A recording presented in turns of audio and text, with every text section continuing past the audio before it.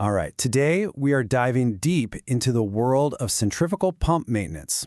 And look, this isn't just about fixing things when they break.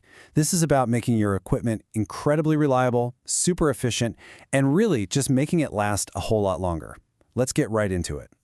So here's the game plan. We're going to kick things off with safety, which is, absolutely non-negotiable. Then we'll get into the day-to-day routine inspections, learning to really listen to what your pump is telling you.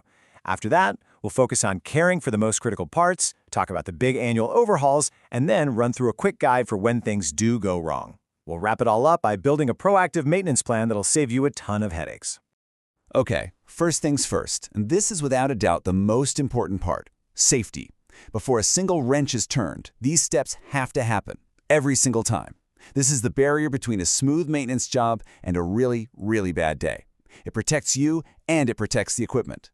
Think of this 5-step process as your pre-flight check. Number 1, isolate the power. Use your lockout/tagout procedures so there's absolutely zero chance of that pump starting up by accident. 2, close those suction and discharge valves. You've got to isolate the pump from the rest of the system. 3, drain the pump casing. 4, make sure you're wearing the right PPE for the job. And finally, number 5, double and triple check that all system pressure has been released. You can't skip a single one of these. Okay, once everything is safe and sound, we can get into the real foundation of good maintenance, and that's the routine inspection. This is where you really start to learn the personality of your pump.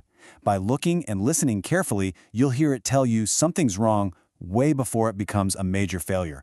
Your daily checks really boil down to 2 main types. You've got your visual checks, that's everything you can see, hear, or even feel when you're near the pump.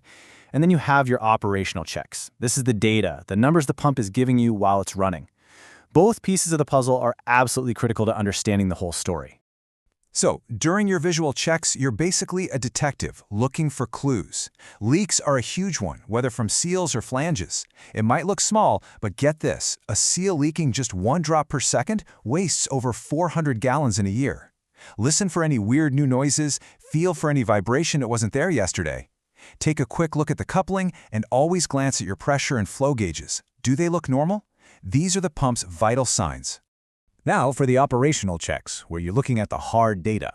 Keep an eye on the bearing and motor temperature. An infrared thermometer is your best friend here, because heat is the #1 enemy of rotating equipment. You'll also want to track the motor's amp draw. If it suddenly spikes, that means the pump is working way too hard, which could point to a blockage. And then there's cavitation. You need to train your ear for this one. It sounds just like gravel rattling around inside the casing, and trust me, it is incredibly destructive. So, moving beyond that daily walk-around, there are specific parts that need a little extra love and attention. These components are the absolute heart of the pump, and if they're healthy, the whole system is going to be reliable. Taking care of these is how you prevent those big, expensive failures. Let's talk about lubrication. It is the lifeblood of your bearings, and the name of the game here is precision. You have to use the exact right lubricant that the manufacturer specifies, and you have to do it at the right time. But here's something a lot of people get wrong: you have to avoid over-lubricating. Seriously, if you pump a bearing full of too much grease, the heat has no way to escape, and you literally cook the bearing from the inside out. Now, let's talk about something that is so important, but so often overlooked: misalignment. That connection between the pump and the motor has to be almost perfectly precise. Even a tiny bit off, and you introduce massive stress on everything. It's not for nothing they call it the silent killer. And this just shows you the devastating domino effect that misalignment kicks off. It starts by putting weird loads on the bearings, right? So they fail way too soon. That failure causes the shaft to wobble, which in turn just shreds your mechanical seal. All of this leads to terrible vibration and a huge amount of wasted energy, which drives up your costs. And it all starts with that one simple thing: poor alignment. So, to get ahead of these problems, you need a watch list for your seals and bearings. The red flags are pretty clear: any visible leak from the seal, any strange whining or grinding sounds from the bearings, a temperature that's slowly creeping up, and of course that nasty vibration. If you spot any of these, it's time to take action, and fast. All right, let's shift gears from the frequent checks to the big one, the annual overhaul. This is your pump's full physical exam. It's your scheduled chance to really get in there, check out all the internal parts you can't normally see, and make sure this thing is set up for a long, healthy life. So, during a planned shutdown, the process is pretty straightforward. You're going to open up the casing to get your hands on the internals. The main thing you're looking at is the impeller. That's the part that does all the work. You need to inspect it really carefully for any signs of wear, corrosion, or blockages. Then, after a good cleaning of all the parts, anything that looks too worn gets replaced. This is preventative maintenance at its absolute best. A huge part of this overhaul is performance testing. And it's actually a really simple concept. You're just comparing how the pump is working today with how it was supposed to work when it was brand new. Is it still giving you the same flow rate and pressure for the same amount of electricity? If you see a drop in performance, that's a massive clue that something's wrong internally, like a worn-out impeller. Of course, even with the best maintenance plan in the world, sometimes things just go wrong. So now let's get into a practical guide for troubleshooting. Having a logical approach to figuring out what's wrong is key to getting your system back online as quickly and safely as possible. This table right here should be your best friend. Instead of just guessing, it connects the dots between a symptom, its most likely cause, and the right solution.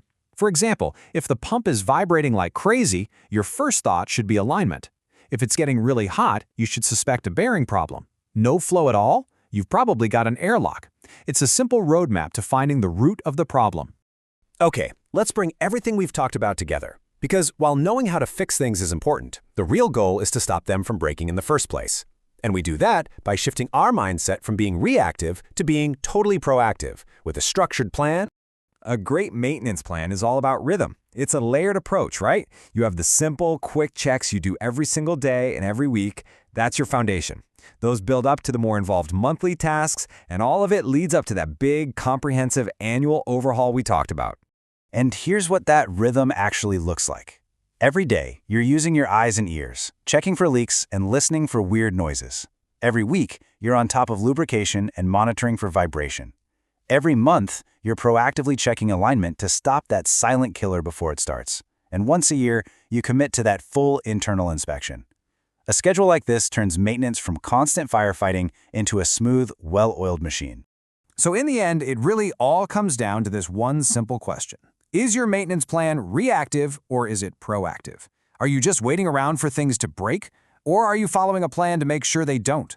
The answer to that question is what separates a reliable, efficient operation from one that's constantly at risk of expensive, unexpected downtime. The choice is yours.